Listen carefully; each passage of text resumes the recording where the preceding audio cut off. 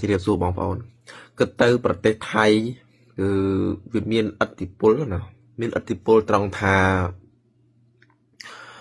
ประเทศกเรคือชีประเทศมวยนะได้เศรษฐกิจดาวเหมือนเต้นคำสอนไทยไอ้บ้านชีมวยนากับโดดมวยนาย่อมปีไงใหญ่แต่เป็นมาจังใหญ่เด้ปีไงคือสู่ทาให้ไอ้บ้านกัมพูชีเชียนเปลี่ยนประเทศไทยให้ไอ้บ้านกัมพูชีนั้นจังบ้านตึกใดไทยคือสู่จังนั่นออกเนี่ยนี่คือเชื่อเรื่องมวยคำสอนทาให้ไอ้บ้านเชียประเทศไทยมีอิทธิพลเหมือนเต้นได้อาจแปลซอเตอเจียขมเอา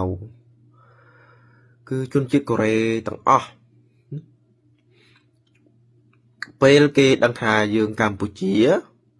គឺគេដើរចេញណាអ្នកនរគ្នាខ្ញុំនិយាយតាមត្រង់និយាយពិតប្រាកដមែនឥឡូវគេសួរនិយាយមួយយើងឆ្លើយឆ្លងគ្នាគេសួរយ៉ាអឌីណារ៉ៃសោះសួរចឹងថាខ្ញុំកម្ពុជាគេទម្លាក់មកចុះគេដើរចេញ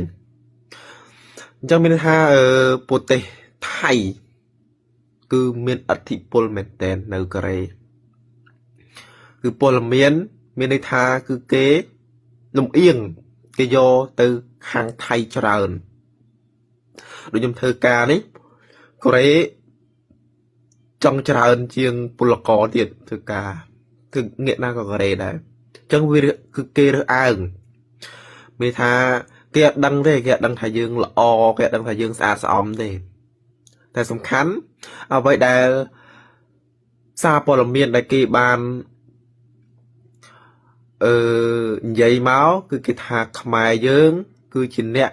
បង្កសង្គ្រាមគឺជាអ្នកចង់មានសង្គ្រាមគឺចង់បានទឹកដីរបស់គេទាំងដែលយើងព្យាយាមឲ្យមានសន្តិភាពអញ្ចឹងគឺប្រទេសកូរ៉េគឺប្រទេសថៃណាគឺមានឥទ្ធិពលខ្លាំងនៅប្រទេសកូរ៉េ